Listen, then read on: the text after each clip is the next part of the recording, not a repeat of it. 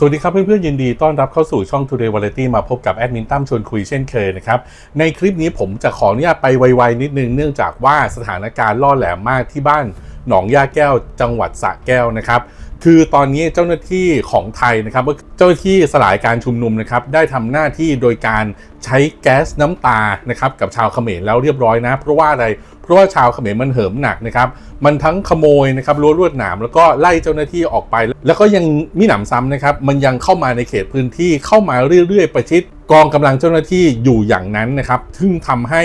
มันเป็นเขตที่อันตรายแล้วก็ล่อแหลมมากนะครับทั้งเจ้าหน้าที่ตำรวจที่สลายการชุมนุมแล้วก็เจ้าหน้าที่ทหารนะครับก็คือต้องล้อมรอบบริเวณแถวนั้นนะครับเพื่อความปลอดภัยแล้วล่าสุดนะครับเมื่อประมาณ 16.30 ณ เวลานี้ที่ผมกำลังทำคลิปอยู่นี่คือ 17.00 นะในช่วง 16.30 ที่ผ่านมานะครับทางเจ้าหน้าที่ของไทยเจ้าหน้าที่สลายการชุมนุมเนี่ยเริ่มใช้กระสุนยางแล้วนะครับในการสลายการชุมนุมเพราะว่ามันน่ะได้ใช้อาวุธนะครับพวกเขมรเนี่ยใช้พวกหน้าไม้ต่างๆพร้อมทั้งทหารเขมรเองนะครับก็ไม่มีการปิดกั้นใดๆไม่มีการห้ามคนของตัวเองเลยนะครับเพราะฉะนั้นแล้วเนี่ยสถานการณ์มันเริ่มรุนแรงและเขมรเหิมเกริมมากยิ่งขึ้นนะครับเดี๋ยวผมจะพาไปดูภาพทั้งหมดทั้งมวลนะครับติดต่อกันยาวไปเลยนะครับจนถึงคลิปล่าสุดที่ผมได้มานะจาก Army Military Force นะครับขอบคุณไว้ด้วยกันแล้วกันเดี๋ยวเรามาติดตามกันเลยนะครับ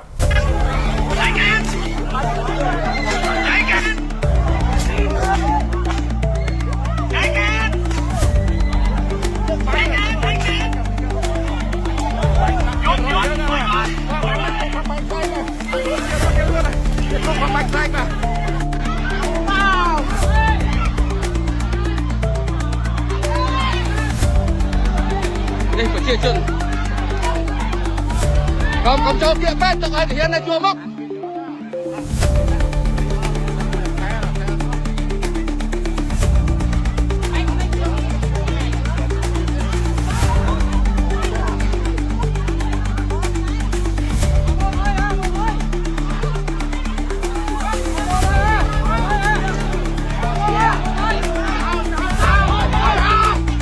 đâyคือเชียร์สกรรมเพียบแต่เฮียนเสียมเชียนเตียน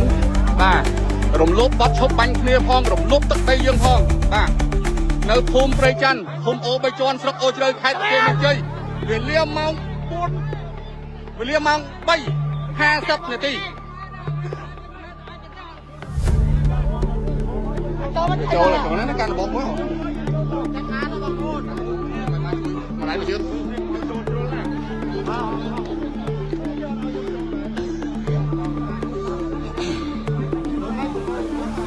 จะไปเรียนบ้านไหนผมโจนแล้วแต่โจนแล้วอะไรไม่รับผมแล้วกลมเตี้ยโอ้นั่นถอยไปนั่นตะขันนอกเป็นไอ้ช่วยในบ้านตะขันนอกผมตะขันนั่งตะขันนอกเป็นไอ้สำลักช่วยเนี่ยตะขันนอกเอาเลยออกมา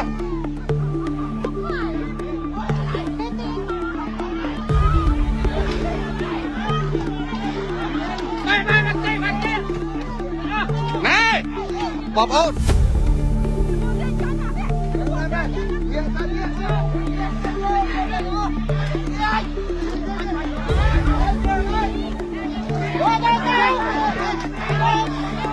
นั่นไปยอดปวดลงมา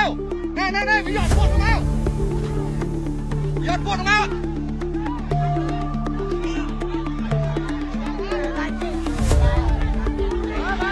เอานะชมไปเอาแข็งครับ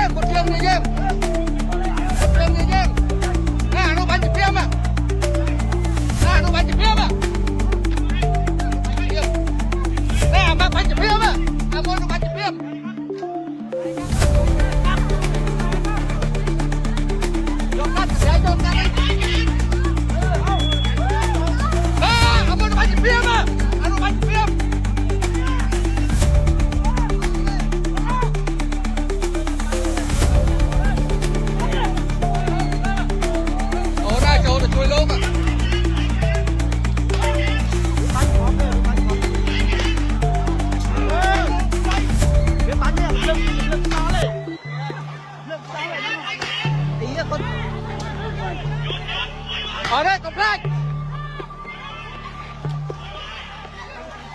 Việc bán nhảy, việc thơ scam, việc bánh có bánh xe nhảy.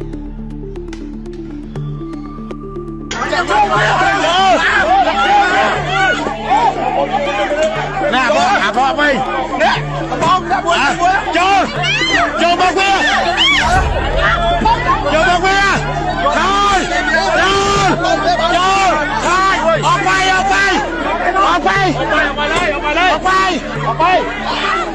Ở bay luôn.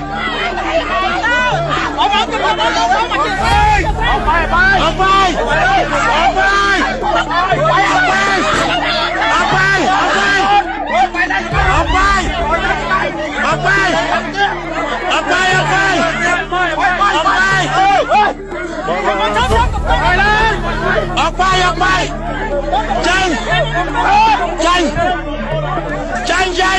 ở đây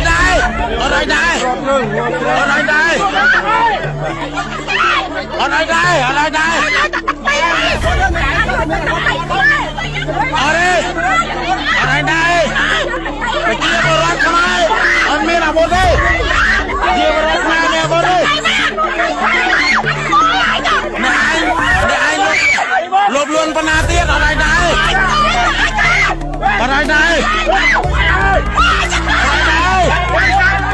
บอกบอลเยอะเมาไปเที่ยวไปลูกชายเอาเด็กมันเหรอเว้ยต้นเนาะเต้าแล้วเพิ่มตามยมคนถ้าตามยมกันปุ๊บมาบ้าเราเสียมันมาออกคนยังดังให้แบบกรานดักยังกรานกันไม่เต้ป่ะยังกรานดักเธอจะลดดังไม่เต้ป่ะยมมันตอนนี้ไอ้เนี่ยมันยม